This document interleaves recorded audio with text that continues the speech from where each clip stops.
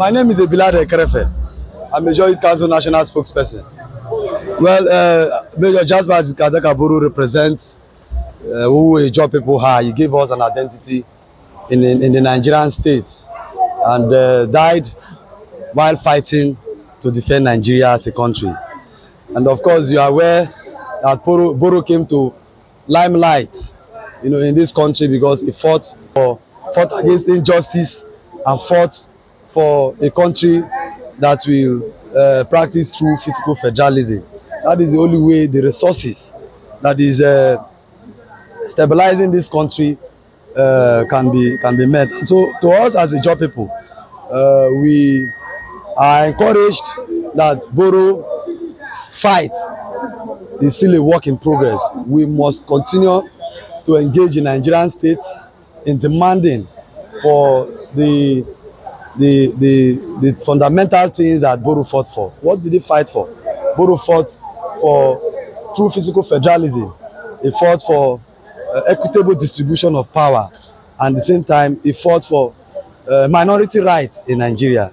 That fight is still on, and year after year, as a job people, we use the 16th day of May to commemorate Boro and use that opportunity to make some very strong statements, taking an overview of the job nation and what we are supposed to demand. You know that as it stands, the East-West Road is still an eyesore. The job people are using this opportunity to call on the federal government for them to address the challenges of the East-West Road. This is so important because the resources that is used to sustain the economy of this country comes from the Niger Delta region.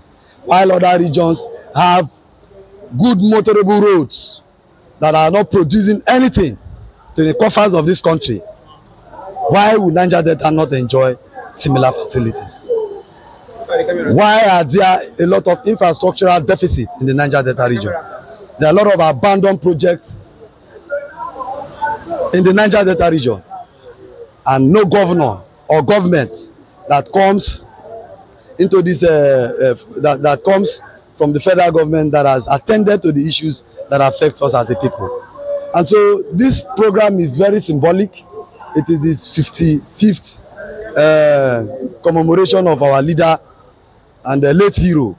And so we are using those opportunities to call on our people to imbibe the selfless life of Major Jasper Boro, most especially the youth, which will use this day as a day to show love, a day to reenact the revolutionary part of this struggle and take the destinies of the job nation in our own hand. And so we are happy that from morning till this moment, the joy youth have gathered in their numbers to celebrate this day.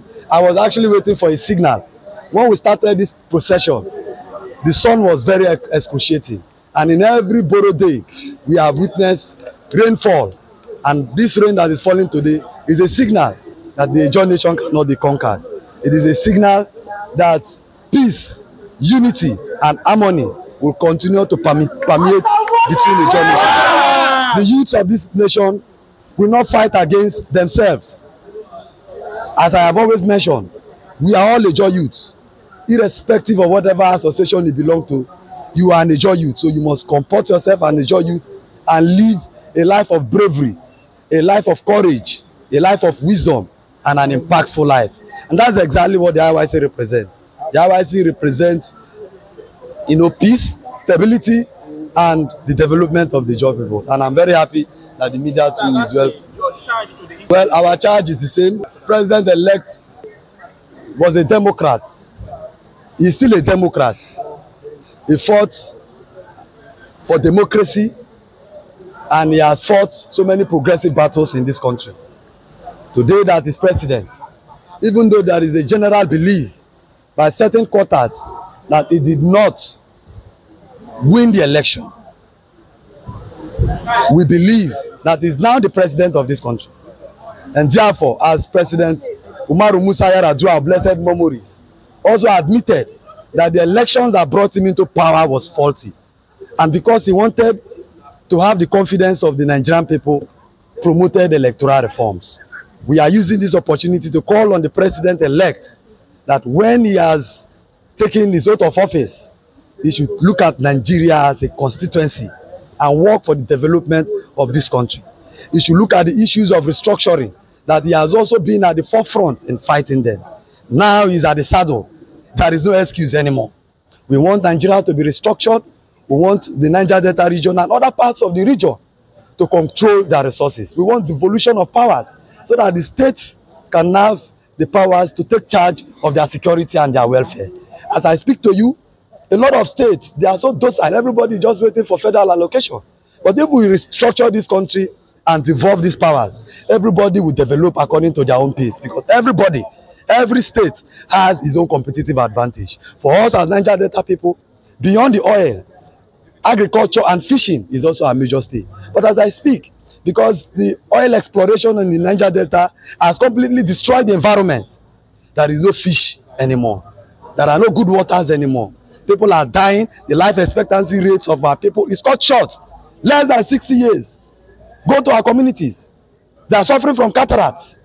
Go to our communities. No good pipe-borne water. But adjacent to those communities, you see multinational oil companies operating in affluence. The entire environment is being lit up. And the communities where this oil is coming from is living in perpetual penury and darkness.